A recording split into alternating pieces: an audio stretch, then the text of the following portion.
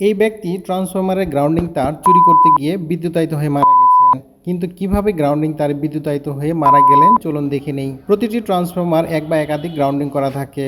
এই গ্রাউন্ডিং তার সবসময় কারেন্ট মাটিতে পাঠায়। যদি কোনো কারণে এই তার কেটে ফেলা হয় তাহলে ফিরতি কারেন্ট মাটিতে যেতে পারে না। ট্রান্সফরমারের কাটা গ্রাউন্ডিং তারে এই লোকটি যখন হাত দিয়েছে তখন এই লোকটির মাধ্যমে ফিরতি কারেন্ট মাটিতে চলে গিয়েছে, অর্থাৎ এই ব্যক্তি তখন নিজেই গ্রাউন্ডিং সংযোগ হিসেবে কাজ করেছে।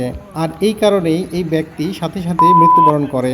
এই জন্য ট্রান্সফরমারের সাথে সংযোগকৃত গ্রাউন্ডিং তারে কখনো হাত দেওয়া নিরাপদ নয়। এবার চলুন কয়েকটি ট্রান্সফরমারের গ্রাউন্ডিং তারে কি পরিমাণ কারেন্ট প্রবাহিত হয় সেটা হাতে কলমে প্র্যাকটিক্যালি আপনাদেরকে দেখিয়ে দেই। এই ট্রান্সফরমারের লাইন নিউট্রাল ভালো থাকায় গ্রাউন্ডিংয়ে কম পরিমাণ কারেন্ট প্রবাহিত হচ্ছে। এখন আরেকটি ট্রান্সফরমার আপনাদেরকে দেখাই। এই ট্রান্সফরমারের লাইন নিউট্রালও ভালো আছে বিধায় গ্রাউন্ডিংয়ে কম পরিমাণ কারেন্ট প্রবাহিত হচ্ছে। এবার দেখুন এই ট্রান্সফরমারে গ্রাউন্ডিংয়ে কি পরিমাণ কারেন্ট প্রবাহিত হয়।